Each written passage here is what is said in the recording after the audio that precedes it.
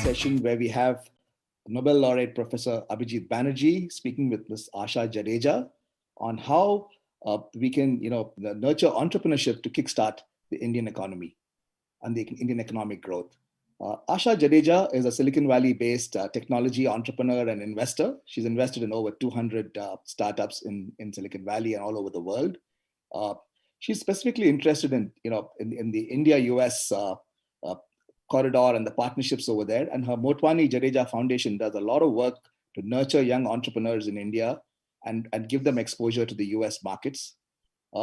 She's also passionate about elevating poverty in India. And so therefore, talking to Professor Banerjee makes so much sense to understand how they're going to do that. Asha has been a TiE charter member for the last 20 plus years and a passionate supporter of TiE.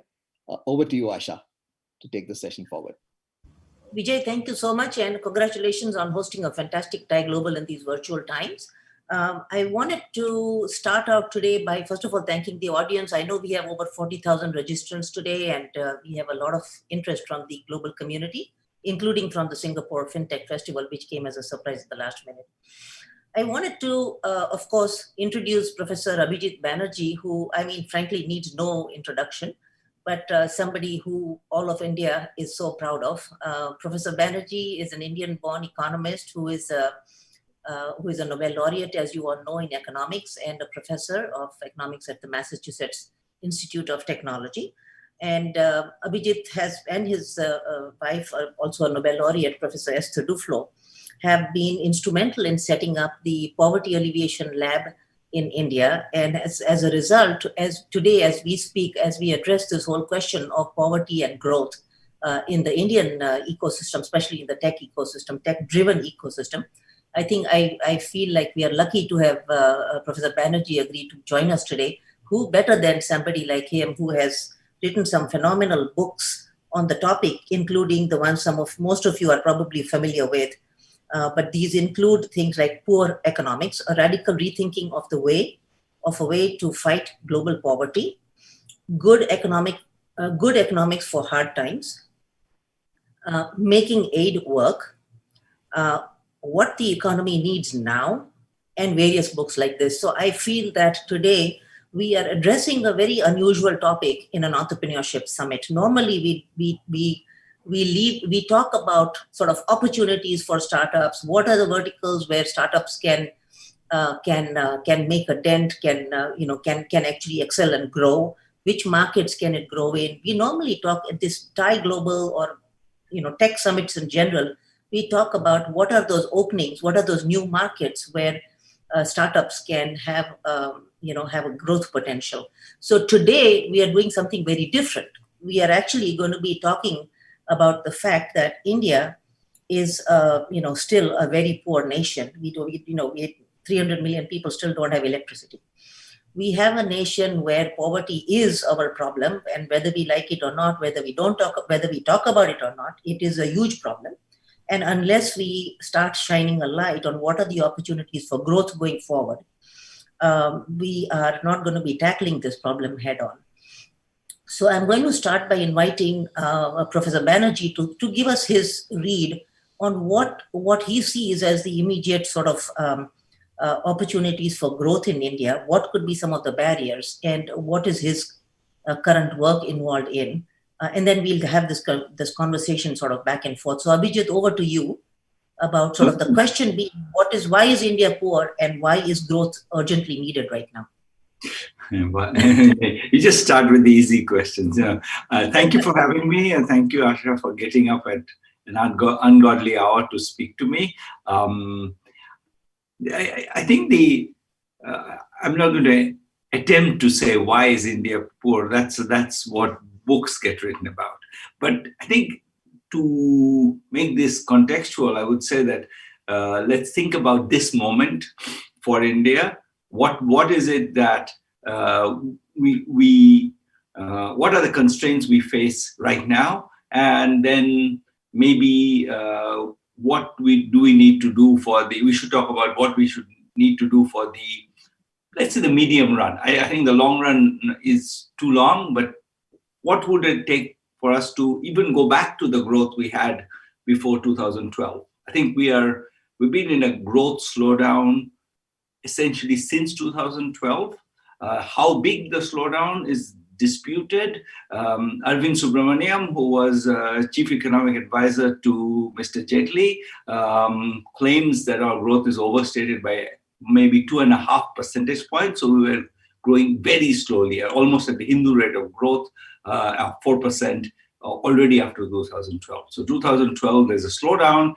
Clearly, there is a slowdown. Nobody disputes that. The question is how big a slowdown and what to do about it. This is critical because we have, while I think it is true that we have been done better than maybe in the 90s or the 80s in terms of government policies to reduce poverty. I think that the truth be told, even now, that the biggest piece of poverty reduction has come from growth. Now, it's very, very important to spell out how that's happened, because I think it's not that there is some, you also know that essentially in terms of good jobs, we're an economy that isn't creating good jobs. In fact, we just lost, if anything, people's estimates go between 4 and 20 million good jobs. I think 20 million is an overestimate. People have said that. I don't even think we had 20 million good jobs, so I don't think we're going to lose all of them. But I think we lost a bunch of them.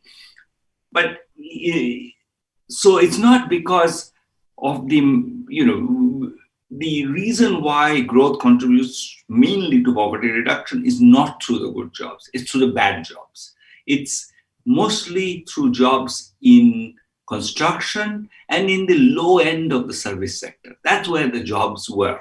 Until 2012, if you see where the jobs are growing, they're growing in transportation, they're growing in food delivery, they're growing in restaurants, they're growing in construction. It's a domestic consumption-led boom that's driving it. It's not, the exporting industries are not using a lot of our labor. Our labor is being used primarily in domestic consumption driven industries like construction, like restaurants, like ordering out food. It's package delivery. All of those things are playing a major role in the way we've grown. Now, what does that? Why do I say that? I say that because it means that it means two things. One thing it means is that these are jobs typically where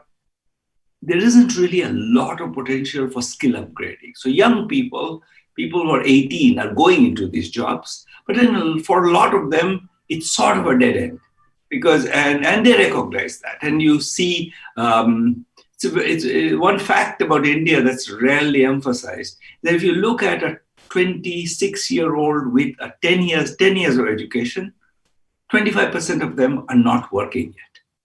They're looking for a good job, but they don't want to settle for what they can get. By the time they're 32, they're pretty much all employed because at some point they give up and take a job. Then at least till the last data we have, there was no dearth of low-end jobs. People at 35 were all employed. All males at 35 were employed. Female employment is a separate and very worrying question in India. We have lower female employment than Saudi Arabia, I believe. It's kind of a remarkable, less than Bangladesh for sure. So we're really in a very unique. That's a very unique problem we face. So are you counting the informal economy, Abhijit? Yes. People who say they're employed. Now, then there is people who work in farming. That's a kind of a, so who's working in farming is a hard question, and but that's true in Bangladesh, it's true in Pakistan. We really are kind of special. This is well documented that we're really, and it's been falling. The female labor force participation has been falling. But let me not get into that. I want to go back to what I was saying. What I was going to say is that there was no dearth of low-end jobs. People don't want low-end jobs. They wait, and then they take it. Those jobs, so that's one thing. The second thing is that those jobs need infrastructure, which we don't actually have. What infrastructure? Well, we need both, I think, a social support infrastructure and residential infrastructure. So if you look at where these people stay, they sleep under their truck, they sleep in the shop, they sleep in the construction site. What does that mean? That means that they really have very uncomfortable lives. They don't stick at any job for very long. After 3 months or even less, they go home.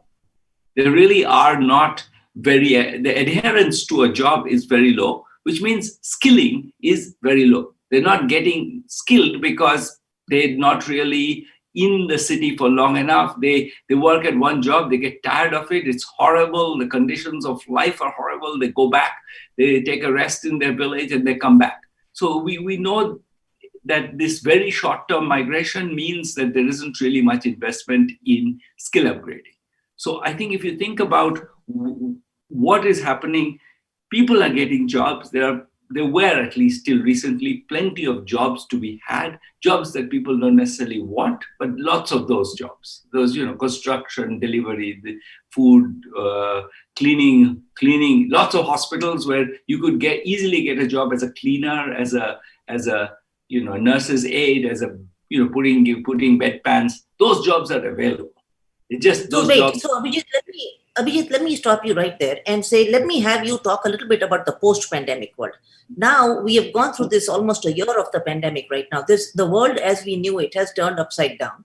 And we know that people are working virtually, are doing things, a lot of things virtually.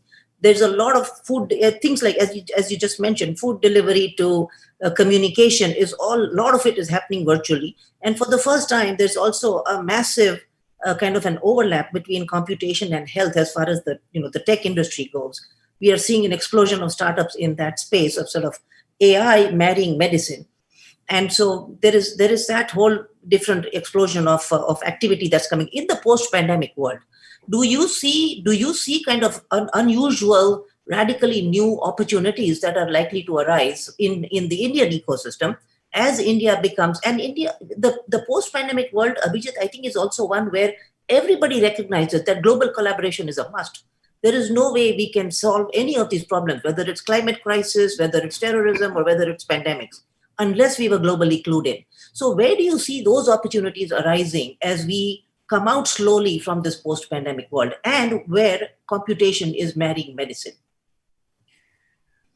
Asha, I'm the wrong person to answer this question because it's not what I follow.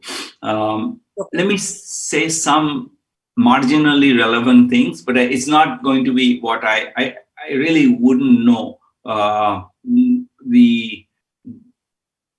the extent that, let me say a couple of things. One, I think the global evidence suggests that the effect of AI on employment is negative. There is actually good work, particularly by my MIT colleague Daron Acemoglu, suggesting that there is the effect of AI on good jobs is negative. So if anything, I would say this exposure to AI will create further pressure on the demand for good jobs. Is there as many good jobs being produced? I would say that the global evidence on AI suggests maybe not. So if anything, I would say the worries are that AI will actually displace some of these jobs, because in particular, India, a lot of these jobs are extremely, the management intensive jobs. They're not really jobs where, people take individual responsibility and do creative things. They're just, I make sure that you deliver the right food. So it's a jobs that where if AI can replace some part of it, it would be perhaps quite economical. And that's sort of what the evidence for the US in particular is, that jobs being displaced by AI tend to be exactly those jobs of not the manual labor jobs and not the high-end jobs, but the jobs in the middle. And that also goes for the BPO sector, because the BPO sector is competing very much with, for example, AI in like, for example, if you prescription records or insurance records and things like that. There has been actually these are actually the exact sectors where we are going to struggle to keep the jobs. So I think if the only part of this story I know is one that is to me is worrying, which is the part that says that AI displaces these jobs, and we already suffer massively from a scarcity of good jobs. There are plenty of bad jobs, as I was saying.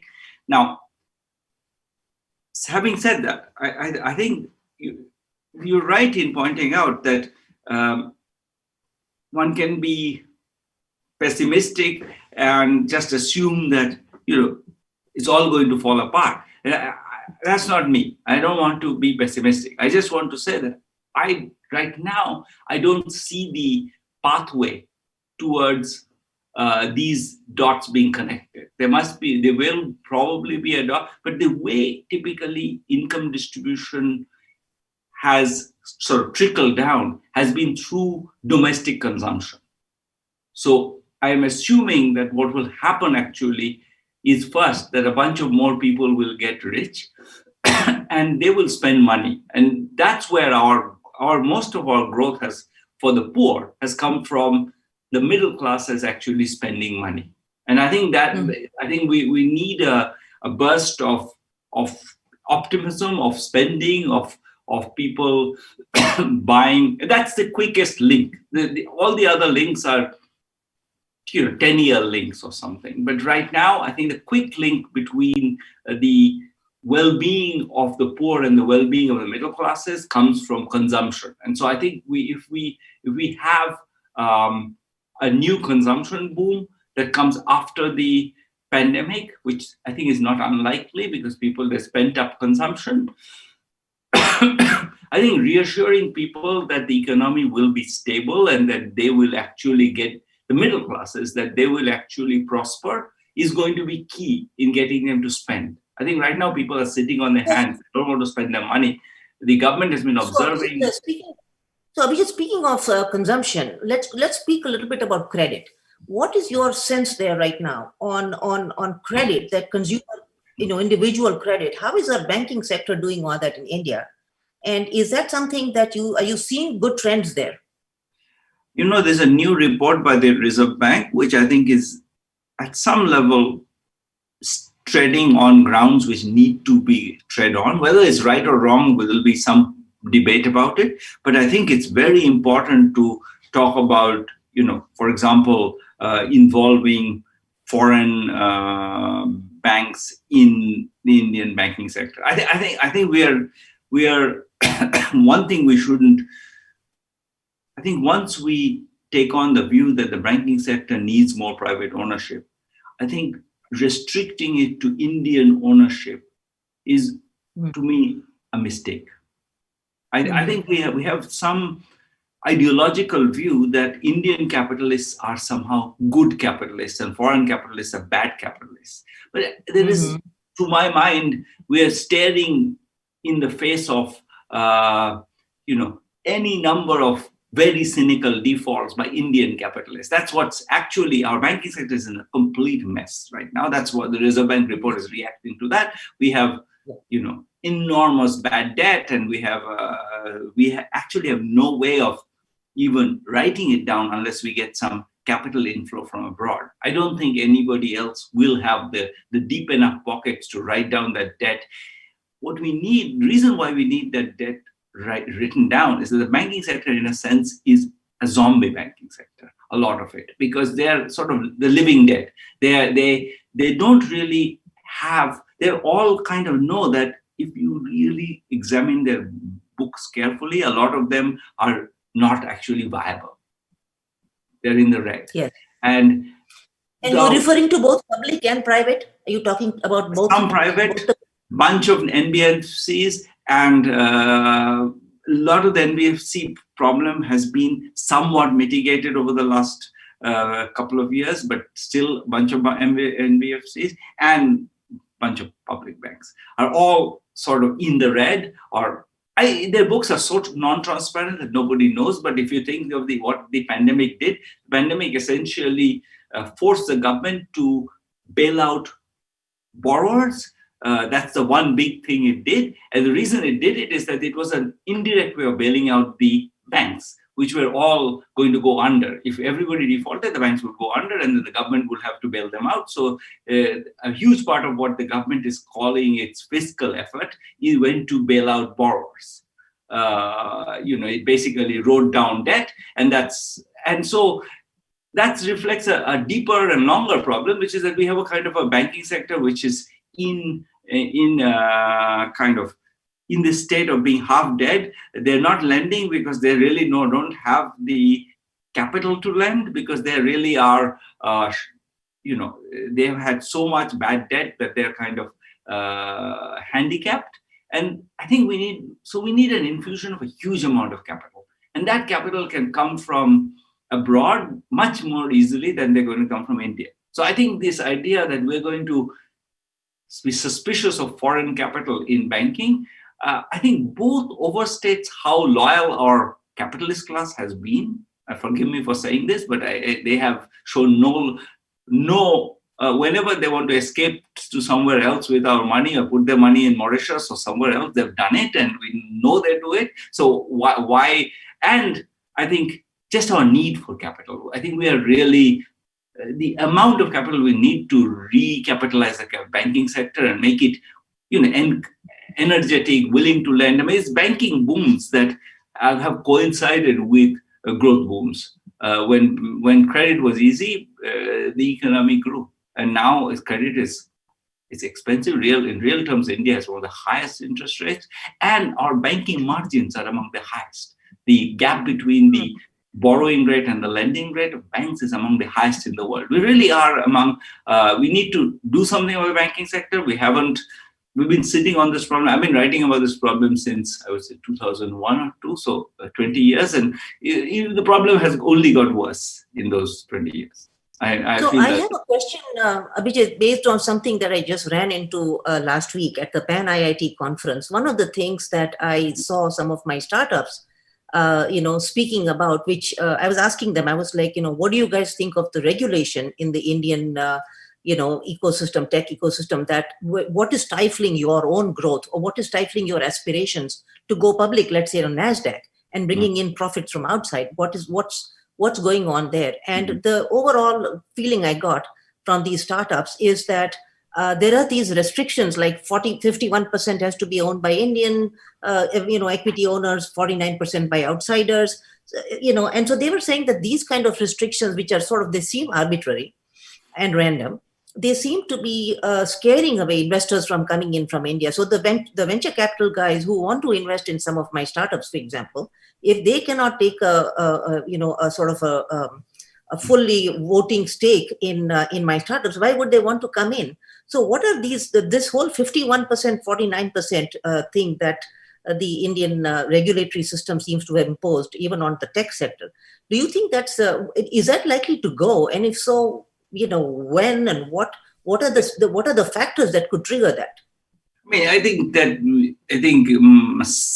I'm going to sound cynical, but I am a bit cynical about this one. I feel that this is effectively a subsidy to the Indian capitalist class. That, this way capital remains, the good companies remain cheap for them to buy up. And I feel that we've always sort of tried to, we were scared of competition. I remember 1991, everybody saying that, we just get creamed, China will take over, whatever. Nothing bad happened. I mean, the most important fact about 1991 is 1992 is already a positive growth year. There's 1 year of negative growth, then we start growing, and we're growing 5% in 90. I mean, there was no disaster. We very quickly, when faced with competition, we adjusted very quickly. And we have the talent to do it. We just need to light fires under them.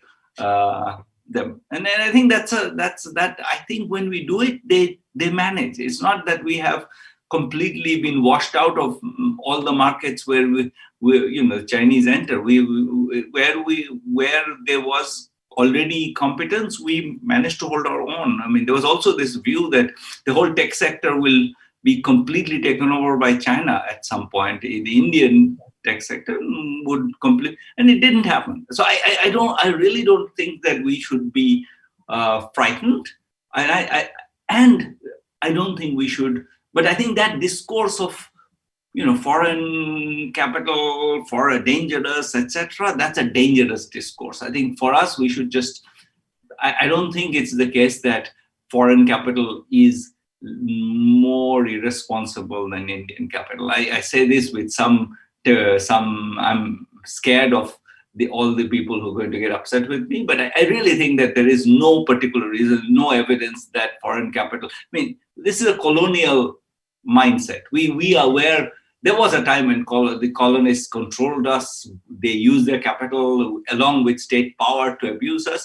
But that's been a long time. We're now, almost $3 trillion economy with a lot of confident people. I think that means we if we want to handle it, we can handle it. We can use regulations which make sense. But I think we've been really being defensive, which suits, I think, our particular groups of a capitalist class, because they have cash, they can pick off whatever is going cheap. The talent doesn't get the money. The people who have the cash get the money. And a combination of a dysfunctional financial sector and these restrictions means very much that there are slums. There, I think I want to share with you certain optimism that I'm feeling recently. What's happening is that till now in the tech sector, there was always this fear. You're right that there's been this post-colonial mindset in India which says, oh, foreign money, it's irresponsible money, it's greedy money, and things like that. What's happening now, though, is that the money pouring in from the foreign tech sector into India, investing, whether it's in Flipkart or whether it's in, Geo or something. These are all guys. Now there is I think there's a lot of reassurance in the mindset of Indian politicians, even Delhi, that foreign tech money is largely run by, as you all know, most of the foreign tech companies are now run by Indians. I mean, this is diaspora Indians running Google, Microsoft, you name it, IBM, and if these companies are making investments in India, they're not coming with a predatory view. There's a different mindset that the Indian, the political system, the leadership needs to have now, and a more of trust in the Indian diaspora as we try to make a comeback into India. What I've noticed, for example, one of the things that I saw, which alarmed me a little bit, is that the investments from Facebook and Amazon that happened in India should have happened directly into the Indian marketplace. Indian tech ecosystem should not have actually gone through Reliance. But that's fine. That's something that alarmed me in the beginning. But right now, I'm assuming that this is a hedging kind of a strategy that the Indian government seems to be taking to minimize, to mitigate some kind of risk of foreign capital by going through Reliance. Again, I don't fully understand that, but my hope is that going forward, we will not be going through either Reliance or Flipkart or anything else. We'll be people like myself, venture capitalists like myself, will be able to invest in India directly into the startups that we like, and not be having to go through any kind of oligarchic pressures. So that's something that I see. I hope you're right. I hope you're right. I've not seen that direction so far. I would say the recent policy moves have been very protectionist. So we see, I hope you're right. I mean, I see no reason for it. I mean, to be honest, I think we should have the confidence that we can manage. And, I think we have enough, we have shown enough success when we had the opportunity to do so. So I don't see a reason to be defensive. But I think there is this neo-colonialist discourse that's constantly used to, in a sense, protect people who I don't particularly think deserve protection. In terms of sort of from a macroeconomic perspective, right, Abhijit, as in the post-pandemic world, as you see that the world is learning that it is do or die, it has to collaborate globally. As far as India itself goes, right, do you see that are you saying that the growth from exports so far has been like a small percentage? Is that likely to grow if if we have more participation in the global economy? What do you think? I think I think the issue is not that it, I mean, I think in a sense, we export more of our GDP than China. Okay. It's, we're quite open. I don't think it's the question of being open, of openness per se. I think we have put some tariffs. I think those have no particular reason to exist in many cases. I think there are political pressures, etc. But I think that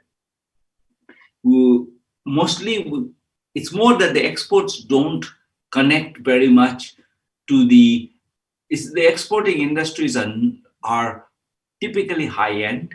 They tend to be so there is very little, other than agriculture, there is very little connection between the people on the ground, the poor, and the exporting, except through consumption, that's what I was trying to say before, that we can talk a lot about our new companies and unicorns and this and that. But if you think about those companies and how does that link to the man in the village in Bihar, it's because his son is working on a construction site in Bangalore, where somebody who had made money from Flipkart is now building a house. That's the channel. And so I think that's key to understand, that we haven't yet built what China has done, which is a direct, he creates the jobs and the guy from Bihar goes to take that job. That doesn't happen. And we sort of known that for a long time, that to the extent that we are successful, for example, in manufacturing, it's typically like auto parts or something where we have pretty high skilled workers. We don't have like the guy from Bihar who has no education or very little education, very poor education. Those are sort of stuff that I spend my time working on. That guy doesn't usually get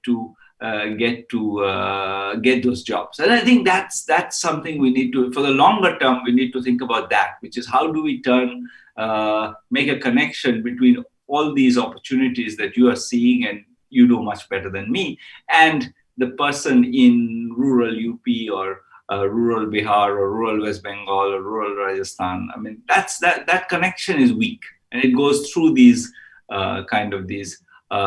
very low quality jobs, and I think that's the challenge to me. Got it.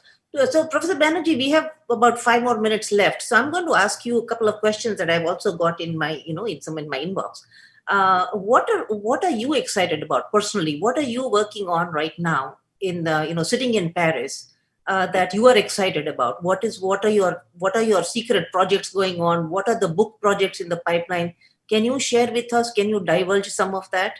Yeah, it's not a secret. I would say I'm very interested in the pandemic has made it very clear that we need to think much more about sort of computer-based education for the masses. And one thing we're working with Pratham on is what's the impact of giving tablets in villages to. So there's a set of things where I think technology has mostly failed, and that's the evidence. But where it has to succeed, we have to make it work. It's not a choice, because I think the relative price of teachers to computers has fallen from 10 to 1 to 1 to 10 or something. It's just computers are so cheap now, and teachers are relatively so expensive that we just have to make it work. So there is innovation going on. There are successes, few success stories, but if you sort of, what we haven't yet understood is what is the recipe. It's like one success happens, but we haven't quite pinpointed the recipe for when technology does the job. And we want to sort of push the boundaries of that. If it's really like one specific pedagogy that you implement through a computer, that's too narrow. We need to be able to widen that to allow people to learn in their own ways and create a wider ecosystem of. And there, I think most of the evidence has been even, for example, my MIT colleagues, they came up with the one laptop per child. There are a bunch of randomized control trials of those, which suggest they do nothing.